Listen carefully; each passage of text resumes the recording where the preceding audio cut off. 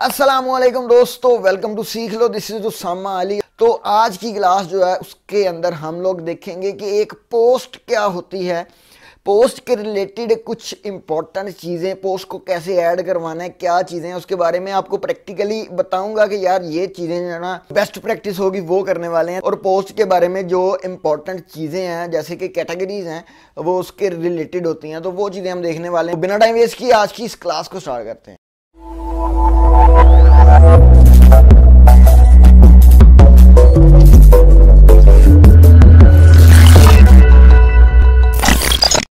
Okay दोस्तों, सबसे पहले पोस्ट को समझने के लिए हम क्या करते हैं कि पोस्ट के बारे में थोड़ा सा उसकी डेफिनेशन के बारे में जानते हैं। क्या एक्चुअली में एक पोस्ट होती है, क्या उसका काम है। तो यहाँ पे जो इसकी डेफिनेशन है यहाँ पे लिखा है कि पोस्ट एक्चुअली क्या होता है कि कंटेंट होता है जो कि ब्लॉग के लिए यूज़ किया जाता है। ये ऐसा नहीं है कि सिर्फ ब्लॉग के लिए यूज़ किया जाता है, किसी वेबसाइट पे भी अगर कोई आपने देनी है, कोई न्यूज़ देना है, कोई इवेंट्स आए हैं तो वो आप उसके लिए भी एक पोस्ट क्रिएट करते हैं। लेकिन अगली बात सुने कि ये एक रिवर्स ऑर्डर के अंदर होता है, यानी कि जो सबसे नई चीज़ आएगी वो सबसे पहले नज़र आएगी। यानी कि जो मैंने अब अपलोड किया है वो सबसे ऊपर आ रहा होगा, जो मैंने कल अपलोड किया था वो उसके नीचे आ रहा होगा, जो मैंने परसों चीज़ अपलोड की थी वो उसके भी नीचे आ रही होगी। तो इस तरह से एक स्टैक के अंदर आ रही होंगी कि जो पुरानी चीज़ वो सबसे नीचे जाती है और जो नई होती है वो सबसे ऊपर आ जाती है। उसके नीचे लिखा है कि अगर आप वर्डप्रेस की वेबसाइट को एज अ ब्लॉग यूज़ कर रहे हैं, तो ब्लॉग क्योंकि मैंने आपको बताया था जिसके अंदर कि हम डेली पोस्टिंग करते हैं, आपको ज़्यादा से ज़्यादा कंटेंट करने के लिए ज़्यादा से ज़्यादा पोस्ट करनी पड़ेंगी। अब यहाँ पे थोड़ी सी प्रॉपर्टीज है उसके बारे में हम थोड़ा सा देखते हैं कि जो पोस्ट होती है ना वो टाइमली होती है। अब मतलब कि एक टाइम के लिए, लिमिटेड टाइम के लिए एक पोस्ट जो है वो ज़्यादातर ऐसा होता है कि बेनिफिशियल होती है हमारे लिए। जैसा कि कोई न्यूज़ आ जाती है, अब अगर कोई स्ट्राइक हो जाती है या कुछ ऐसा हो जाता है तो वो तब तक ही पोस्ट इतनी बेनिफिशियल रहेगी जब तक उस स्ट्राइक के बारे में कोई ना कोई न्यूज़ आती रहेगी। इस तरह अगर कोई अपडेट आती है, जैसे अब कोई यूट्यूब पे अपडेट आ गई है, कोई वर्डप्रेस की अपडेट आ गई है, तो वो थोड़े देर तो उसके काफ़ी ज़्यादा चर्चे होंगे, लेकिन आहिस्ता आहिस्ता क्या है कि उसकी जो टाइम की जो वर्थ है ना उसकी, उस पोस्ट की, वो टाइम के लिहाज से कम होती रहेगी। उसके नीचे ये सोशल होती हैं पोस्ट, यानी कि हर बंदा जो है ना वो इनको देखता है, सोशली आपको मिल जाती हैं। जैसे हम अपने फेसबुक पे पोस्ट करते हैं, अपने बारे में कुछ लिखते हैं या कोई अपनी इमेज को पोस्ट करते हैं, जैसे ट्विटर पे पोस्ट करते हैं, सिमिलरली इसी ही तरह वर्डप्रेस के अंदर भी पोस्ट किया जाता है। यार चलते हैं अपने वर्डप्रेस के लोकल होस्ट पे और वहाँ पे जाके देखते हैं क्या होती हैं और कैसे ऐड किया जाता है इनको। तो चले गए हम अपनी वर्डप्रेस की वेबसाइट पे। ओके दोस्तों, यहाँ पे अगर हम अपने डैशबोर्ड पे देखते हैं तो पहला ही हमें जो है ना वो यहाँ पे मिल जाता है पोस्ट का सेक्शन। पोस्ट के सेक्शन को खोल लेते हैं। इसके अंदर 4 नई चीज़ें हैं जो कि आपके लिए नई हैं। सबसे पहले तो ऑल पोस्ट का ऑप्शन है कि जितनी हमने पोस्ट अभी तक की हैं वो सारी हमें यहाँ पे शो होती रहेंगी। अब जैसा कि ये एक बाय डिफ़ॉल्ट है हेलो वर्ड की पोस्ट, जिसका रिजल्ट आप यहाँ पे देख सकते हैं कि ये रीसेंट पोस्ट हमारी हेलो वर्ड की यहाँ पे आ रही है। अच्छा खैर, हेलो वर्ड की पोस्ट को अगर आप इसको डिलीट करना चाहते हैं, क्योंकि पोस्ट को जो है वो डिलीट तो करना ही पड़ता है, तो आप इसको यहाँ से ट्रैश जो है वो ट्रैश कर सकते हैं। ओके जी, तो वो हमारी पोस्ट यहाँ पे डिलीट हो चुकी है। यहाँ पे आप देख सकते हैं यहाँ से भी डिलीट हो गई है और यहाँ पे भी कुछ नहीं आ रहा। अब अगर आप कोई नई पोस्ट ऐड करना चाहते हैं तो वो आप कैसे कर सकते हैं। यहाँ पे ऐड नहीं होगा, एक ऑप्शन है ऑल पोस्ट के नीचे, और आपको यहाँ पे भी ऐड नहीं होगा ऑप्शन मिल जाता है। तो आप दोनों में से कोई भी कर सकते हैं, ठीक है। यहाँ पे अगर ऐड न्यू कर देते हैं तो आपके सामने क्या आ जाएगा, आपके सामने ये देख सकते हैं कि एक पेज आ गया खाली, जहाँ पे आप कुछ भी लिख सकते हैं। अब पोस्ट जो होती है उसकी 2 चीज़ें होती हैं, एक उसका टाइटल होता है और उसकी नीचे कुछ डिस्क्रिप्शन या उसकी एक्सप्लेनेशन होती है। इसी के साथ साथ आप उसके अंदर कोई इमेज, कोई लिंक, कोई इस तरह की चीज़ भी डाल सकते हैं। तो सारी चीज़ें देखते हैं। अभी फिलहाल हमने यहाँ पे क्या लिखना है, अभी हम कुछ भी यहाँ पे अपना लिख सकते हैं। यहाँ पे अभी मैं क्या लिख रहा हूँ, व्हाट इज रिस्पॉन्सिव डिजाइन, ठीक है। इसके बारे में को थोड़ा सा हम लिखने वाले हैं, तो उसके लिए मैंने यहाँ से विकिपीडिया का पेज खोल लिया, जिसको मैं यहाँ से ही ऐसे कॉपी कर लूंगा। ये देखें, यहाँ से इतना मैंने इसको कॉपी कर लिया और देखें जिस तरह से ये यहाँ पे आपको नजर आ रहा है ना, सेम इसी तरीके से यहाँ पे पेस्ट हो जाएगा। ये देखें, सेम उसी फॉर्मेट के अंदर, वैसे ही जैसे लिंक्स हैं उसके अंदर और वैसे ही वो यहाँ पे कॉपी हो गया। अब ये एक देखें लिंक है यहाँ पे, इसको जैसे ही मैं पोस्ट करता हूँ तो पोस्ट करने के आपको यहाँ पे 1 2 3 तरीके मिल जाते हैं। सबसे पहले तो यहाँ पे ये पोस्ट वाले सेक्शन के अंदर आके आप लोग कुछ चीज़ें देख सकते हैं। ये वो चीज़ें हैं जो कि आप पोस्ट करने से पहले देख सकते हैं। उसकी विजिबिलिटी देख सकते हैं कि क्या आपने पब्लिक रखनी है या प्राइवेट रखनी है, या उसको पासवर्ड लगाना है, जो कि मेंबर्स के लिए खासकर लगाया जाता है कि जो हमारे पसंदीदा लोग हैं या जो मेंबरशिप जिन्होंने बाय की है हम उनको पासवर्ड देते हैं।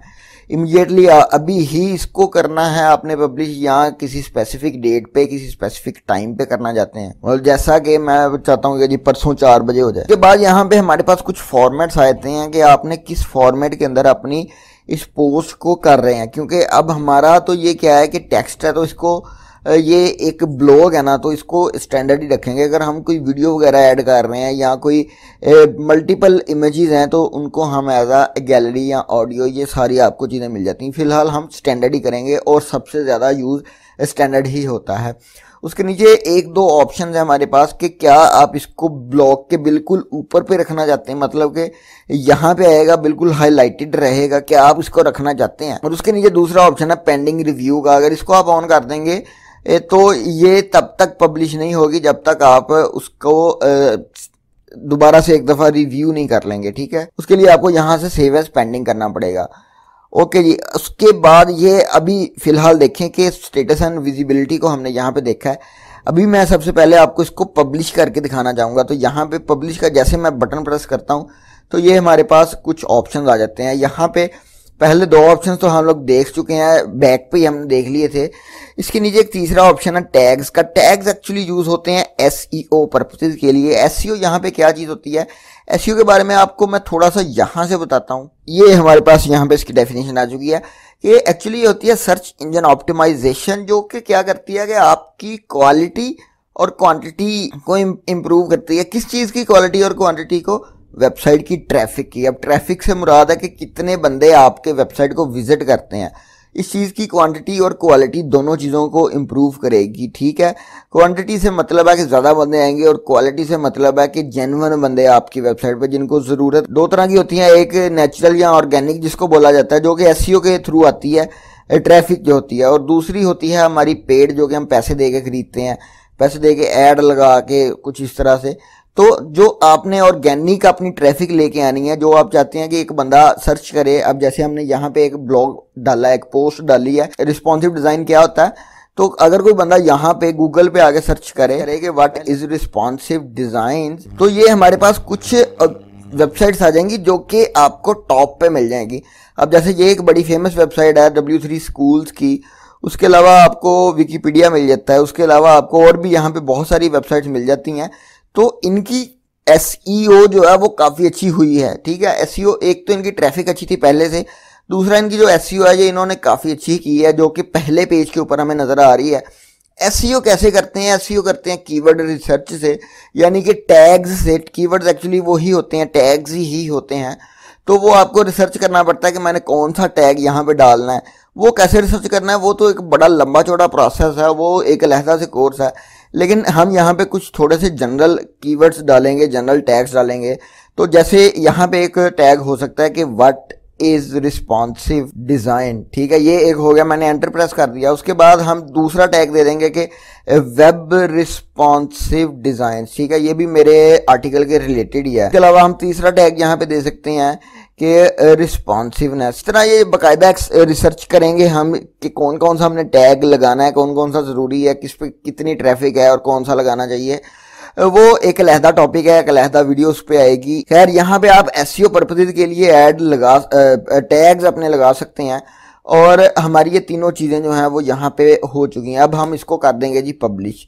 ओके जी, अब इसको पब्लिश कर दिया है। वापस आते हैं अपने इस पेज के ऊपर और अब इसको करते हैं रिफ्रेश। यहाँ पे देख सकते हैं कि एक नई पोस्ट ऐड हो चुकी है। तो यहाँ पे रीड मोर का ऑप्शन है, अगर इसको पूरा प्रेस करेंगे तो आपको वो पूरा का पूरा आर्टिकल आपका शो हो जाएगा। अब हमने आगे क्या देखना है, अभी तक हमारा काम खत्म नहीं हुआ। ये तो इसका टाइटल हो गया और ये सारी उसकी डिस्क्रिप्शन हो गई। इसके अलावा हमारे पास और कौन सी यहाँ पे चीज आ जाती है वो हम देखते हैं। परमालिंक्स को हम बाद में देखेंगे, कैटेगरीज को भी हम अभी देखेंगे थोड़ी देर बाद। टैग्स हमने देख लिया। ये बड़ी अच्छी चीज है जो कि है फीचर्ड इमेज। फीचर्ड इमेज से यहाँ पे क्या मुराद है, ये आपका वेब पेज है। अब ये जो चीज़ है इसको अगर मैं थोड़ा सा एक बैक पेज पे ले जाता हूँ तो आपको यहाँ पे ये चीज़ एक नज़र आ रही है। अगर मैं यहाँ पे कोई फीचर्ड इमेज ऐड कर दूंगा तो वो भी आपको वो उसकी डिस्प्ले इमेज हो जाएगी, वो उसकी वो वाली इमेज होगी जो कि उसके पूरे आर्टिकल को रिप्रेजेंट करेगी। तो यहाँ पे आप सेट फीचर्ड इमेज कर सकते हैं। आपके पास यहाँ पे दो ऑप्शन है, एक तो अपलोड फाइल का है और एक मीडिया लाइब्रेरी का है। अपलोड कोई नई फाइल है तो आपने जाहिर सी बात है कि यहाँ से उसको अपलोड करना। जैसे ये एक फाइल है तो ये मैंने यहाँ पे अपलोड कर दिया है, तो वो जितनी भी आप चीज़ें अपलोड करते जाएंगे आपकी मीडिया लाइब्रेरी के अंदर इंक्लूड होती जाएंगी। मैं फिलहाल के लिए ये जो मैंने पहले से करके रखी है इसको डालूंगा। इसकी यहाँ पे आपने एक अल्टरनेट टेक्स्ट देना होता है कि अगर खुदा न खास्ता आपकी इमेज लोड नहीं होती, अगर किसी बंदे के पास स्लो इंटरनेट है या कोई भी प्रॉब्लम है, आपकी इमेज नहीं लोड हुई, तो उसको उस इमेज की जगह पे कोई ना कोई टाइटल कोई ना कोई अल्टरनेट टेक्स्ट शो हो जाएगा। उसके नीचे हमारा टाइटल, कैप्शन और डिस्क्रिप्शन है। यहाँ पे आप थोड़ा तो बहुत लिख सकते हैं कुछ भी, और इसको बस आपने यहाँ पे कर देना है सेट। ठीक है, तो यहाँ पे हमारी ये इमेज यहाँ पे सेट हो जाएगी। इसको मैं जैसे ही अपडेट करूँगा तो वो हम इसका रिजल्ट यहाँ पे देख लेंगे कि जैसे इसको रिफ्रेश किया है तो यहाँ पे देखेंगे उसकी फीचर्ड इमेज आ गई है। अब इस चीज़ को बोलते हैं फीचर्ड इमेज, यानी कि उसके टाइटल के साथ वो आ रही है, उसके पूरे के पूरे उस पोस्ट को रिप्रेजेंट कर रही है फीचर्ड इमेज। उसको हम चेंज भी कर सकते थे और ये बड़ा देखें एक खूबसूरत सा लुक प्रोवाइड कर रही है हमें, और वो उसने 4 चांद लगा दिए हैं हमारी इस पोस्ट को। यहाँ पे हमारे पास एक एक्सेप्ट का ऑप्शन है जो कि ऑप्शनल है। ऑप्शनल से मतलब है कि आप इसको ना भी दें तो कोई मसला नहीं। वैसे ये होता है कि आप अपने पूरे पोस्ट की एक छोटी सी समरी यहाँ पे ऐड कर देते हैं ताकि कोई बंदा अगर पूरी इस पोस्ट को नहीं पढ़ना चाहता तो उस समरी को पढ़ सके। तो अभी के लिए हम इसको ऐड नहीं करेंगे। यहाँ पे आप लोग अलाउ कर सकते हैं कि कमेंट्स वगैरह आपके आने हैं या नहीं। अच्छा, अभी हमने एक्सर्ट भी देख लिया, फीचर्ड इमेज को भी देख लिया, टैग्स को भी देख लिया, कैटेगरीज को हम बिल्कुल एंड पे रखेंगे, और हमारे परमालिंक्स। अब यहाँ पे परमालिंक्स क्या होते हैं? अब देखें, ये मैंने टाइटल डाला है और इसी टाइटल के हिसाब से ये एक नया परमालिंक यहाँ पे जनरेट हो गया। अब अगर मैं अपनी पोस्ट को यहाँ पे खोलता हूँ, जैसे मैंने अपने पोस्ट खोली है, तो देखिए जो ऊपर हमारे पास लिंक है उस पोस्ट का, उस लिंक के अंदर इस पूरे के पूरे टाइटल को उसने इंक्लूड किया है, क्योंकि बाय डिफॉल्ट ये टाइटल था। अब अगर इसको आप किसी भी रीजन से चेंज करना चाहते हैं, अगर बिलफर्ज ये बहुत ज़्यादा लंबा है, आप इसको थोड़ा शॉर्ट करना चाहते हैं, या आप चाहते हैं कि एसईओ पर्पसेस के लिए इसको थोड़ा सा कीवर्ड्स के हिसाब से रखा जाए, तो आप इसको यहाँ पे ये जो परमालिंक का ऑप्शन है इसके अंदर ये यूआरएल स्लग है, इसको आप यहाँ पे चेंज कर सकते हैं। यहाँ पे व्हाट इज रिस्पॉन्सिव डिज़ाइंस की जगह मैं यहाँ पे अकेला लिख दूंगा रिस्पॉन्सिवनेस, और इसको जैसे ही मैं अपडेट करूँगा और यहाँ पे आगे इसको रिफ्रेश करेंगे तो देख सकते हैं आपके उसका जो लिंक है वो यहाँ पे चेंज हो गया। बहुत बड़े बड़े जो लिंक होते हैं वो हम इतने पसंद नहीं करते, क्योंकि छोटी छोटी चीज़ें जो हैं वो अच्छी लगती हैं। अभी इसको मैं अपडेट करूंगा, लेकिन अभी आपको ये जो टेक्स्ट एडिटर है इसको थोड़ा सा समझने की ज़रूरत है। ये एक बाय डिफॉल्ट टेक्स्ट एडिटर है जो कि वर्डप्रेस आपको प्रोवाइड कर रहा है, लेकिन इसको हम बाद में जाके कल या परसों वाले लेक्चर में चेंज कर देंगे। हम कोई नया टेक्स्ट एडिटर देखेंगे जो कि इससे अच्छा होगा। यहाँ पे अगर आप प्लस का ऑप्शन, यहाँ पे ऐड ब्लॉक का ऑप्शन देखते हैं, तो आपके पास ये सारे ब्लॉक्स हैं कि आप कौन सी चीज़ कहाँ पे ऐड करना चाहते हैं। यहाँ पे अगर मैं कुछ चाहता हूँ कि मैं कोई हेडिंग दूँ तो मैं हेडिंग का ऑप्शन यहाँ पे ड्रैग एंड ड्रॉप कर सकता हूँ। कोई लिस्ट देनी चाहता हूँ तो लिस्ट दे सकता हूँ। कोई कोड करना चाहता हूँ, कोड का मतलब ये होगा कि आप अगर कोई आपको HTML वगैरह आती है, CSS आती है, तो आप वो कोड के थ्रू लिखेंगे और वो आपको उसका रिजल्ट मिल जाएगा। लेकिन कोड का ऑप्शन हमारे लिए यहाँ पे नहीं है, क्योंकि हमने तो कोडिंग के बगैर करना है ना। टेबल्स आप ऐड कर सकते हैं, उसके अलावा आप ये सारी चीज़ें हैं जो कि ऐड कर सकते हैं। इमेज ऐड करनी है, कोई गैलरी, कोई ऑडियो, या कोई कवर इमेज ऐड करनी। कवर इमेज से मुराद है कि कोई बैकग्राउंड इमेज, कोई फाइल आपने डालनी है, कोई मीडिया डालना है, ठीक है, तो आप ये सारी चीज़ें डाल सकते हैं। अभी मैं यहाँ पे एक इमेज डालना चाहूँगा, तो ये देखें कि यहाँ पे ये इमेज का सेक्शन हमारे पास आ गया है। इसको अगर आप थोड़ा सा ऊपर नीचे भी करना चाहते हैं तो इमेज वाले सेक्शन को वो टेक्स्ट के हिसाब से कर सकते हैं। अब मैंने यहाँ पे इसको देखें ये कर दिया है, और यहाँ पे मैं अपलोड कर दूंगा कोई सी भी इमेज। तो कोई सी भी इमेज यहाँ डाल सकते हैं, या मीडिया लाइब्रेरी से भी ले सकते हैं। मैंने ये वाली इमेज यहाँ पे डाल दी है और इसको सिलेक्ट कर दिया। अब ये पोस्ट के अंदर इमेज आ गई है, समझ रहे हैं? पोस्ट के अंदर इमेज आई है। एक हमने पहले फीचर्ड इमेज देखी थी, अब ये पोस्ट के अंदर इमेज आई है। ये वैसे ही फॉर एग्जाम्पल आपको समझा रहा हूँ, इसको आप छोटा बड़ा भी कर सकते हैं।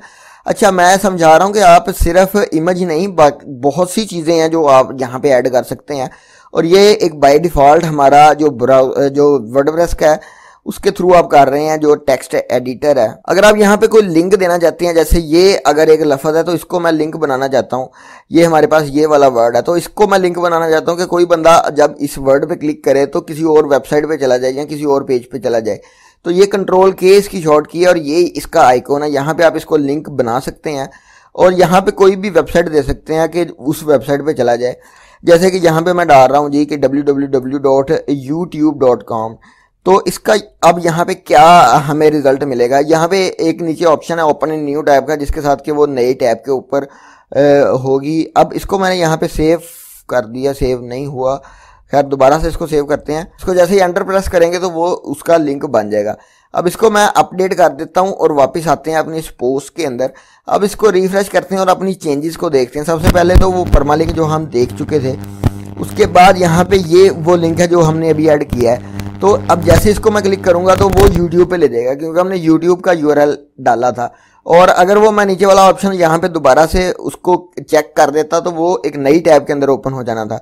उसके नीचे जो हमने नई इमेज डाली है वो आप देख सकते हैं। इसकी अलाइनमेंट वगैरह भी आप यहाँ पे चेंज कर सकते थे। ओके दोस्तों, अभी तक आपने पोस्ट के बारे में थोड़ी सी चीज़ें देखी हैं। अब आखिरी एक चीज़ रहती है जो कि कैटेगरीज है।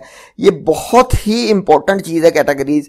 अब जितनी आपने पोस्ट डालनी है ना, अब कुछ पोस्ट हैं जो, जैसे अब मेरी एक वेबसाइट है सीख लो, तो जब मैं उस पर डालूंगा वेबसाइट्स के बारे में डालूंगा तो मैं क्या है कि HTML का अलहदा से सेक्शन क्रिएट करूंगा, CSS का अलहदा से क्रिएट करूंगा, कोई जो नई न्यूज़ अपडेट्स होंगी उनके अलहदा से क्रिएट करूंगा। तो एक तो वो है कि मैं पेजेस क्रिएट कर सकता हूँ, लेकिन जो न्यूज़ वगैरह होती हैं तो वो हम कैटेगराइज उनको करते हैं कि भाई ये वाली पोस्ट जो है ना वो ये इस कैटेगरी की है। अब ये आज वाली जो मेरी पोस्ट है ये क्या है कि ये रिस्पॉन्सिव डिज़ाइंस के बारे में है, जो कि एक CSS का पार्ट है। जैसे अगर मैं कोई यहाँ पे मोबाइल वगैरह की डाल रहा हूँ, मैं रिव्यूज़ डाल रहा हूँ जी कि ये मोबाइल के रिव्यूज़ हैं, ये लैपटॉप के रिव्यूज़ हैं, ये हमारे टैबलेट के रिव्यूज़ हैं, मैं उनके रिव्यूज़ कर रहा हूँ, तो उनके लिए हमारी 3 अलहदा से कैटेगरीज होगी, मोबाइल, लैपटॉप और टैबलेट की। अगर कोई बंदा कुकिंग कर रहा है तो वो बनाएगा जी कि ये जो हमारी डिशेज़ हैं ये हमारी बेक्ड हैं, ये हमारी फ्राइड हैं, तो ये सारी उनकी कैटेगरीज होंगी। तो इसी तरह से आप हर पोस्ट को कैटेगराइज कर सकते हैं, उसको आप 1 या 2 कैटेगरीज के अंदर ऐड कर सकते हैं या इससे भी ज़्यादा कैटेगरीज के अंदर ऐड कर सकते हैं। अब जैसा ये हमारी जो आज की हमने पोस्ट की है ये हमारी वेब के बारे में है, तो हमने एक नई कैटेगरी यहाँ पे बना दी है जो कि वेब है, ठीक है। और यहाँ पे उसको आप दे सकते हैं पेरेंट कैटेगरी। पेरेंट कैटेगरी की क्या चीज़ है ये भी मैं आपको बताता हूँ। अभी एक तो मैंने आपको बताया कि मैंने उसको वेब के अंदर ऐड करवा दिया है, ठीक है। अब मैंने वेब के अंदर यहाँ पे ऐड करवा दिया है। उसके बाद एक मैं नई कैटेगरी यहाँ पे ऐड करने जा रहा हूँ कि देखें आपके वहाँ पे वेब की नई कैटेगरी ऐड हो चुकी है। पहले इसको थोड़ा सा अपडेट करके रिफ्रेश करके देख लें कि कैसे हमारी कैटेगरीज आती हैं हमारे पास। तो सबसे पहले आप ये देख सकते हैं कि हमारे पास यहाँ पे कैटेगरीज का एक ऑप्शन है और उसके अंदर दो है हमारे पास, एक अनकैटेगराइज है जिसको कि हम बाद में डिलीट कर देंगे, और ये हमारी वेब की कैटेगरी है। अब वेब की कैटेगरी के अंदर जितनी भी पोस्ट होंगी वो यहाँ पे 1 बाय 1 शो होती जाएंगी। अभी हमारे पास क्योंकि एक ही पोस्ट है तो यहाँ पे एक ही रहने देंगे। अगर आप कोई नई कैटेगरी ऐड करना चाहते हैं, जैसे कि अब ये एक तो होगी कि वेब के बारे में है, अब वेब के अंदर भी और भी कैटेगरीज हो सकती हैं कि वेब के अंदर और क्या क्या चीज़ें हों। वेब के अंदर HTML हो सकती है, CSS हो सकती है, जावास्क्रिप्ट हो सकती है, वर्डप्रेस हो सकता है। तो हम ये जो टॉपिक हमने किया है ये हमारा एक्चुअली CSS का टॉपिक था, तो हम यहाँ पे एक नई कैटेगरी ऐड करेंगे, तो वो नई कैटेगरी होगी CSS की। अब क्योंकि CSS एक पार्ट है वेब का, तो उसकी पेरेंट कैटेगरी हम यहाँ पे जो है वो वेब कर देंगे। अब समझ आपको आ रही है कि CSS एक कैटेगरी है जो कि वेब के अंदर है, मतलब वेब बजाते खुद एक कैटेगरी थी और CSS उसके अंदर एक जाके कैटेगरी आ जाती है। अब मैंने इसको ऐड कर दिया और यहाँ पे देख सकते हैं कि वेब के अंदर, देखें कि वेब के अंदर वाली साइड पे CSS आ गई है। अब एक तो ये है कि ये वेबसाइट्स के बारे में हो सकता है, एक इसकी ये हमने कैटेगरी डाल दी कि वेबसाइट्स के बारे में CSS के अंदर जाके ये हमारी कैटेगरी आएगी। दूसरा ये है कि अगर ये पोस्ट कहीं और भी फिट होती हो, जैसे फर्ज करें कि ये एक तो ये रिस्पॉन्सिव डिज़ाइन वेब के अंदर आ जाता है, दूसरा अगर हम कोई डिज़ाइनिंग की बात कर रहे हो तो उसके अंदर भी आ सकता है, तो उसके लिए भी अलहदा से हम एक कैटेगरी बना देंगे जी कि डिज़ाइनिंग। तो डिज़ाइनिंग के अंदर हम इसको ऐड करवा देंगे। तो अब हमारी यहाँ पे कितनी कैटेगरीज हो चुकी हैं, तो एक हमारी यहाँ पे CSS की कैटेगरी आ जाती है। तो ये हमारी जो CSS की कैटेगरी है उसके अंदर हमारे पास ये वाली पोस्ट है, वो वेब वाली जो वो मैंने डिलीट कर दिया किसी रीज़न से। तो ये दूसरी डिजाइनिंग की हमारे पास कैटेगरी आ गई है, तो वो यहाँ पे आ चुकी है। ये एक पेरेंट चाइल्ड का कॉन्सेप्ट था कि एक कैटेगरी पेरेंट हो सकती है और दूसरी उसके अंदर चाइल्ड भी हो सकती है। मतलब कि एक अगर मेन टॉपिक है तो उसके अंदर कुछ और सब टॉपिक्स भी हो सकते हैं। तो इस तरीके से आपने एक पोस्ट को ऐड करना है और उसको उसको अपने अपडेट करना है, उसको पब्लिश करना है। पोस्ट हम ऐड करते रहेंगे अपनी वेबसाइट के बारे में, तो इस तरह बिल्कुल आपने परेशान नहीं होना। अगर आपको यहाँ पे कोई और नया फीचर मिलता है जो कि आप ज़रूरी समझते हैं कि बाकी स्टूडेंट्स को मिले, कोई प्रॉब्लम है आपको, तो वो नीचे कमेंट सेक्शन में जाके आप डिस्कस कर सकते हैं। उम्मीद करता हूँ आपको ये क्लास काफ़ी अच्छी लगी है। अगली क्लास के अंदर हम देखने वाले हैं कि हमारी जो थीम हमने देखे हैं उनको कैसे कस्टमाइज कर सकते हैं। ओके दोस्तों, उम्मीद करता हूँ आपको आज की ये क्लास अच्छी लगी है। अगर ये क्लास अच्छी लगी है तो वीडियो को लाइक और चैनल को सब्सक्राइब लाजमी कर लें जिन लोगों ने नहीं किया अभी तक।